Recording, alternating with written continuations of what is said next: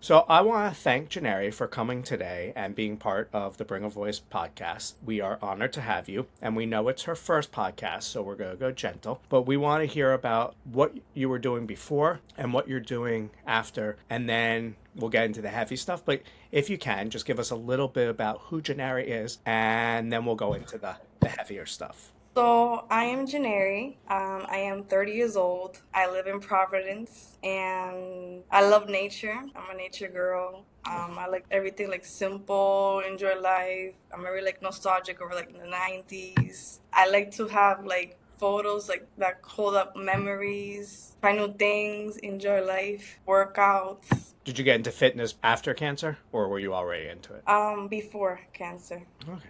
Now you're really into it, I'm guessing. Yes, it's actually pretty good because for your mental health and to be strong, and it helps you in so many ways. And I have put also like that discipline as well on that. Did you play sports as a kid? That I haven't been like that much into sports, but in the past, like I was into like volleyball, tennis, things like that and stuff. As you get older, you don't have enough time and stuff. But as I do have the time, I tend to do it, but If not as you much in the past. if you think you're old, then I'm really old. So we're just slow down there a little, 30-year-old. All right, you're doing just fine in the timing of life. Good, jump into it because it was 2026, if we're correct, and you were 20 years old. So it's about 10 years ago when you were living your life. And were you getting ready for college or in college, going through like your own journey then when you realized something might have been wrong, but you didn't really know how serious it was? Can you tell us what happened then? So around that time, I wasn't in college yet. So I wasn't about to go to college around like the fall time, because the start of the symptoms was in April. So I wanted to start in 2016 of fall, September. What were the symptoms that you noticed? So I was outside. I was walking, and I noticed like I felt out of breath. I felt like I was gonna like pass out, and that was kind of strange. Those symptoms were like kind of like on the norm. So I decided to go to the urgent care to just get some answers and just know what's going on. The symptoms, what's been going on and stuff. And I also noticed that I've been losing weight, but I thought that was just part of my routine of my workouts and stuff. And the doctor just did some X-ray on me and just to check everything and stuff. But I didn't thought about nothing like bad, nothing like cancer, nothing like Right. that. That never went on top of my head what was about to occur in the next months and around that time. So they called me and they said that based on the picture of my X-ray, it didn't look good. So they just wanted to repeat the picture. At urgent care? I know it's a strange way to get your diagnosis. From them, yes. I'm surprised they didn't tell you, like, go see your everyday doctor. Yeah, but it was just something that in the moment I just thought, let me just go to the urgent care. I didn't thought about PCP doctor. So he repeated the X-ray, and he talked me about telling me that it's a lymphoma. At that moment, I didn't know it was a lymphoma. I didn't know what was going on. I was just kind of like blindsided in Yeah. that situation. So he just wanted to double check. He did a scan on my chest, on my whole body, just to make sure there's no area of that going on and stuff. And this gave me the diagnosis. He told me that I have cancer, and that he also gave me the size of it as well. I don't remember the size of it, but it was like big. So basically the size of my hand. So from there, he proceeded the information to my hermatologist because I have blood disorder. Yeah. I'm surprised you didn't see your regular blood disorder doctor then first. That's No, very. in that situation, I didn't thought about seeing a hermatologist. Everything just went like so fast. I didn't know what order to go to the doctors first in that Well, how situation. how long were you having symptoms? Because it sounded like you just went for a walk and then went to urgent care. Was that not how it Yeah, went? so everything started on April 24th, 2016. And then on May, they started to do my biopsy. Then from there, I saw my oncologist on June 3rd. So everything was just fast. That is fast. Mm-hmm. I mean, a lot of people don't run to a doctor when they're shortness of breath for, just from walking once. So, Yeah. I mean, it's And good that you're proactive. and that was something that repeated a lot, the shortness of breath. That just didn't happen one time. It Oh, it happened was like, okay, because it sounded like you went right like day one. yeah, So it was yeah, happening more and more, and you were getting worried. yeah. Okay. And had you spoken to your parents or friends about it yet, or are you just keeping it to yourself? No, no, no. It was something that I communicated to my friends, my mom about that situation. You're 20 years old. You have an urgent care doctor giving you crazy heavy news. You finally go, you see your specialists that know who you are. And do they now do their own tests, and are they just figuring it all? You really did go month by month by month and just like in and out, which is amazing for you, but wild in reality. Yeah, and I'm happy at the same time that they went quick, because most of the situations it takes, Months, months. months. And cancer tends to spread. So that same time I think they took the right direction with me to do it as quick as possible.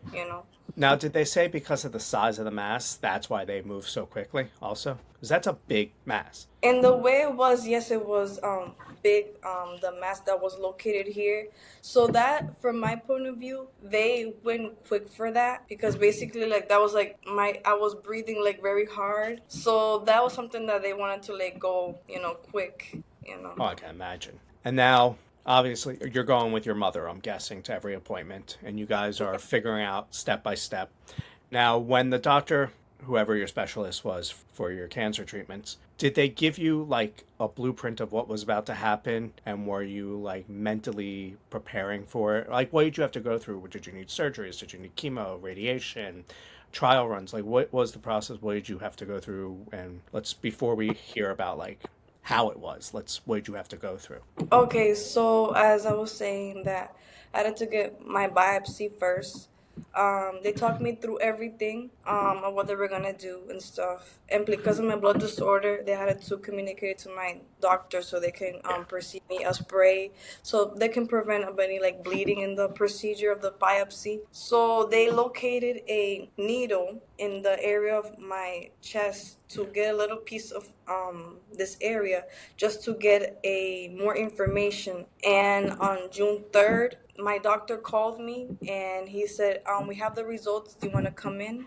And me and my mother, we went in. They talked to us in the room. Being honest, I was just very like calm, very relaxed and stuff. I didn't know what was about to occur next. He just told me everything from zero. Like, can you just explain to me everything what happened to you from now? And I did explain to him about my symptoms, how I was feeling. And then, in the point of view, he gave me his results as a doctor and the specialist, what they did and everything and stuff. The moment that he said to me, "You have cancer," I was like crying. It was like out of control. I was like, what in the world? Like, I'm 20 years old. I had like so many plans for me, so many goals, and like it literally like froze everything Yeah. in that moment. Well, you had also just heard that you had what, stage two, and did you really know what it was yet? Like, did you go home and Google like a million things, or did you know what it was that you were about to battle ahead of you? To be honest, in that moment, I didn't search nothing. Oh Nothing wow. went because I was just still on. My thoughts were kind of like spinning around. I was crying a lot, so I just didn't had the second just be on Google, just type in. I think at the same time, if I would have done that 10 years back, I would have like so much anxiety and like it Yes. would made it worse. You would have that today if you Googled too. Yeah. So, yeah, I always tell people don't Google. At least not until you have a clearer head so you could read in between all the scary parts that people do that over scare and miss all the important information. So I guess you were getting ready for college. Did you have a college picked out? Was that all planned? And now what do you do next? Which I'm guessing you were getting ready for college and you get this news and now you have to think, do I postpone college or put it in the back burner and now I have to go treatment. Did they tell you how long treatment was? Did they tell you any statistics on prognosis of like the results because it's stage 2 that your chances are greater than to worry about? Like, what was that all like? Okay, so my plans were to go to college. I had it already accepted. I was going to be starting in the fall of 2016. I was going to be doing general studies because I didn't know what I wanted to do. But as you go in, you kind of know what you wanted to do as you proceed that journey.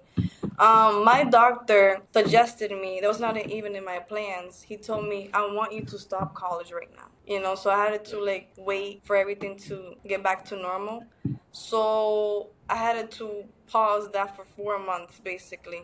Okay. And then I'll just go. So he wanted me to wait for spring of 2017 to go back to college. Okay. So basically January of that, around that time. Well, they wanted you to concentrate on kicking Yeah, ass and not worrying about the stress of school. Plus, everyone's sick in school. So, yeah. And my immune system and everything will kind of like mess that up and stuff. well, yeah. So, what treatment did they want to go through with you? So first they sat down with me and they just gave me the plan that what they're gonna do. They first did the pour on me. They told me that we're gonna be doing chemotherapy. So it was 27 chemotherapies and 10 radiation. In 4 months? Was that the Yeah, time period? Wow, that's a lot. yeah, it At the was. same time or at different, was it 27 and then radiation, or how did they do it with you? So first it was chemotherapy. And then when I finish on September 7th, they give me a break, so I can just like have my body like naturally Heal. recover from what I Yeah. was going through. And So chemo is strong. yes, it is. It just destroys you in all the angles of your organs and mentally, emotionally. So then you go through the 27 treatments, and that was several months. That was that like 3 of the months. Radiation Yeah, was probably a little faster, right? yeah. And then how was radiation? Radiation was 10. I started it on the end of September and finished it on the second week of October. You really are going fast, and you know your dates. I've never met anyone who knows dates like you. I still have certain like records of because I have a folder about all the dates and stuff. Yeah. But as you get older, things will like fade away. Yeah. Again, you're not old. This is making the host feel rarely ancient. By the way, I hope this is okay, but you have the perfect bald head. I'm jealous. Can I be honest with you? Publicly, when I was in treatment, I was embarrassed to just like show my baldness to the Oh, yeah, that's like. understandable. So I prefer to just wear a wig. I mean, it's also for women, it's harder because there's so much tied to. I mean, its hair was tied to me too, but there's so much more social ties to hair and women than men and hair. So I get that, but you guys have incredible wigs, so it's also fun if you look at it and you have fun with it for a little while. Yeah, new hairstyle, just Yeah, like pumping it up. different styles, different colors. You have fun I, with was- it. I wasn't that crazy with the styles. I just took with one wig. Just, but that's great. I think it's great. So you go through these treatments. You're 20, or you're still 20. I can't believe how fast this is. You're still 20, and it's now 4 months. And what's going? So you end radiation. Now, what are the next steps? So also wanted to mention this. During the chemo, I had some difficult times of as the first treatment was really good. Everything was going well. The second treatment of the chemo was really bad. My hair was falling. This was like one of the struggles that I was having in that situation as a woman. And I know that mentally was gonna be occurring as well with that. And then my sodium was really affecting me. It was going down, and as well, my one of the testings, no, the blood. I think it was the red cells or the white Well, your cells. white cells are what they count for fighting off cancer. So if that drops, that's when it gets troublesome. Yeah, so that affected a lot the numbers during the chemo. Well, chemo destroys that. That's why you guys stay away from people. No, because that's when you're susceptible to any cold, flu, or illness that could be horrible for treatment and cancer. The good thing that it was during the summertime, so it was great around that time because if it was during the winter time, it would affect me twice more. Well, everything just seems to be going. It's so weird, and I hope it's okay. But it's like the luck is on your side at each stage. It's like that's a blessing. Now, I know that you went through some some dark times during this 4 months, and if I'm correct, but you kind of found your faith through this, right? Yes. You want to Yeah. let go and let God and let us know if that helped you or how you found God again and how that helped you after? So I grew up Christian. So that has been really like my rock in life. In every aspect, I come to God in every journey of my life, and He really was my rock in this season. He really helped me, and I prayed for a miracle, and He gave it to me, and I'm just very grateful for Yeah. just seeing what He did in my life, and I'm getting emotional. That's all right. You're allowed. But I'm just happy that having God and just having Him by my side in that journey, because going through cancer really changes you. You're more sensitive. It just changes you in every aspect of it. And I look at life very like fragile, and I'm like, wow. It's just like I'm so thankful to just wake up every day, receive my results every time I go to the doctors with good news. I'm like, thank you, God, and Amen. life, thank you as well, because I used to take that for granted. Now I just take it with so much big heart and just grateful heart as well. That's beautiful. And you were a pain in the ass teenager, probably, so it's fine. I'm sure your mother would have said the same thing. No, that's great. So you now go to church, and it's part of like keeping close. And do you go with your mom, or is it something that you do on your own? We go together. All right. Is she a church lady also? Yes, yes. All right. So you go through treatments. You find your faith again. It's okay. Are you all right? I'm good. I'm good. Okay. So you go through the side effects. You're still 20, and now you're done with treatment. What do the doctors tell you after this? Like, what were the next things that you had to do following treatment? They gave me as well a medicine to protect my lungs. Are you on that for the rest of your life? No. I Oh, had okay. to take it for a year. Oh, okay. And as well, if I'm being honest with you, I don't remember how many pills I had to take. I'm I sure a haven't. lot. I had to even take a chemo pill as well. They prepared me mentally about the side effects that I was going to be having along the way when I finished treatment. So that was something that I had to mentally be prepared. They told me that I was going to be having an echogram, any testing that might pop up with a side effect or something. And then, did you eventually go back to school? Yes, Or is I that did. because now you have a year? Because they have to follow you for a year to make sure that you're in remission. So during that year, I'm guessing you're doing the pills, you're going in for your quarterly checkup or however often they want to just make sure your numbers are right. And the scans, they probably scanned a couple times, if I'm guessing, right? Just to make Yes. sure they got it all. And did they give you a diagnosis right away, or what, did it take a year to tell you that you were in remission, or how did that play out with your doctor? Actually, the day that I was in remission on September 7th, 2016, which the luck because it's like my favorite number, they told me that everything's clear, everything's good. The sad thing that I had to stay the hospital because my blood counts were affecting and my sodium went down. So I was crying like, oh my God, I'm celebrating. I had to stay one day more in the hospital. So Did you have to stay a little bit longer just because of you have the blood disorder also, so they just wanted to make sure everything was balanced, or was that due to the chemo? just due to the chemo, my sodium levels. So September 7th, you got all clear. Now, did they Yes, say all clear like remission, or are they telling you cancer free? Because cancer free. And as well, it's a curable cancer as well on that aspect. So I think the medicine worked amazing, even though at the same time it's toxic. yeah, well, that's the gift and the curse of chemo and radiation.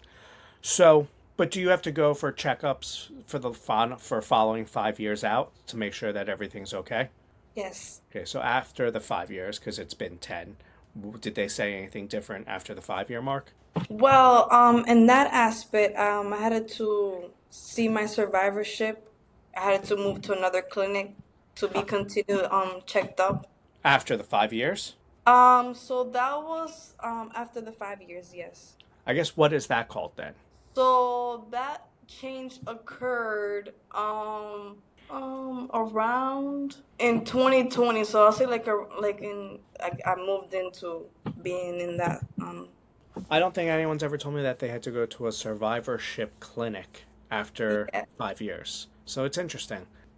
The way it works in the clinic that I go, where I get my treatment, because you get your treatment to get your chemotherapy. Right. So they just tend to graduate you to another clinic. So basically, all the survivors go there. They will continue to get their checkups, but in a different aspect. My checkups through blood tests. And those you do several times a year, I'm guessing. And And oh, just once a year. yeah. All right. Well, that's good. So you're now cancer free. You went to college. You got your degree. Where'd you get your degree in? Where'd you finally figure out? For that moment, I was still on the side as I was been telling you in the beginning. So I had to like pause college for the moment because I wanted to find my calling in another aspect. I wanted to do something else. Even everybody has their calling in different ways. So my calling was just something that I wanted to like be inspired. I wanted to do something. So I've been really into like the cancer aspect. I've been wanting to become a mentor to just to talk with cancer patients and just help them along in that aspect. So I'm going to be starting first as a volunteer, and then from there they will decide what's going to happen. Oh, wow. So you're just finding your new lease on life. So Yeah, it it's took me a now, while. that's all right. Probably took a couple years to shake off all the mental reality that was going on. Because that Yeah. can mess with someone. And then just feeling normal again probably took a little bit. So that's fine. So that's good. Are you doing that through a hospital or mentorship program? So I'm doing that through an organization. It's called Ermin Foundation that Hmm. just interact with cancer patients, help them. At the moment, I don't know if I'm going to be with children or adults. They haven't communicated that with me, but I'm just excited to just That's experience awesome. and just talk. Congratulations. Thank you. You will do great at that. Thank you. It's good to have people who have gone through things to have by your side. I have a feeling that will work out just fine for you. And that's what you want to do with the next part of your life, is if you can get into the next part where you do that every day. Yes, it's something that I'm like really passionate, and at the same time, it's like very like natural to me to just able to talk with people about that journey that I went through about 10 years ago. So Yeah, it'll be very exciting to help people in that aspect in their lives. I think that's a beautiful next chapter for you. Thank you. So I want to ask, like, kind of like rounding up, if you could look back at the younger woman, the younger kid that you were, and you prayed and you were diagnosed, what would you tell her now? Wow, that's something that I never thought to able to say or to even thought process on it. I would have told her that you're strong, stronger than ever. Anything that will come in your life, you will handle it with so much strength and courage because you have overcome something that really teach you that you literally face death in front of your face and nothing for you will be impossible. I think she would agree with you. Now, is there anything else that we missed or left out that you want to add? Actually, I do want to share something with you. So, in the first year of being in remission, I had like a lot of like anxiety and fear of thinking like, is cancer gonna come back or Yeah. like any type of symptom that I had in my body.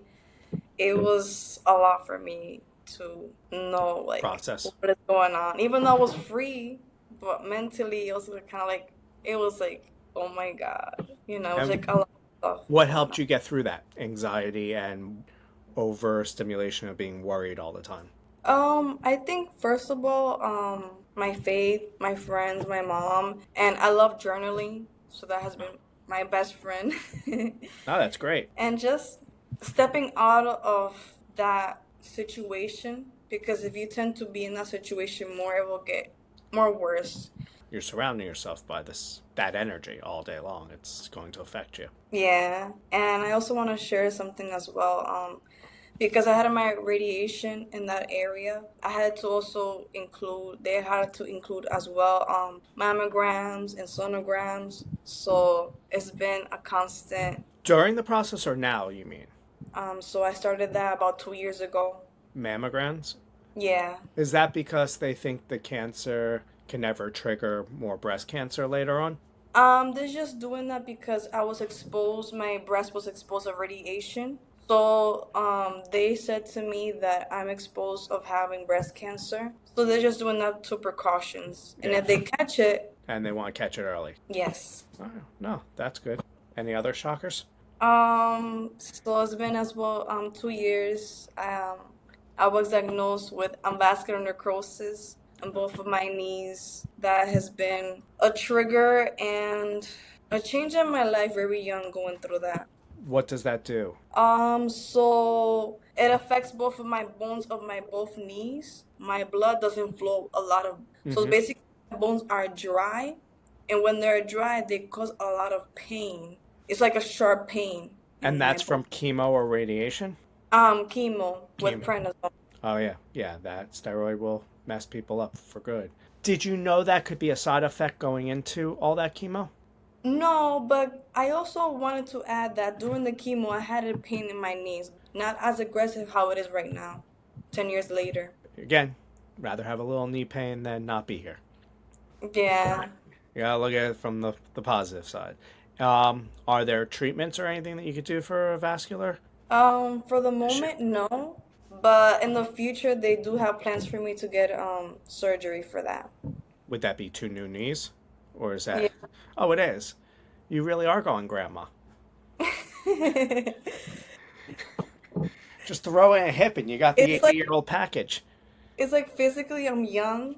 I look like I'm in my 20s, but internally I look like I'm old.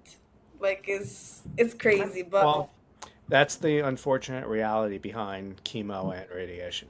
It's so heavy. And when you're so young, your body's still developing. So it goes through every part of your body very differently than if you were older. It's par for the course. You can't let it beat you up that that's the end result. Because, exactly. again, the end result is you're alive. I'm grateful to be here. And now you're going to go mentor other people and you can tell them the same thing. Yeah, it's exciting just to be able to do that, and it's a blessing at the same time, able to be here. I want to thank you for coming on. I think it's inspiring, but it's also very sweet to talk to people who go through such heavy, dark situations and can come out smiling, laughing, with a beautiful outlook on life. It seemed like were very lucky that you had every every month went according to plan, which is a blessing and a beautiful moment. But I want to thank you for trusting us for being your first podcast.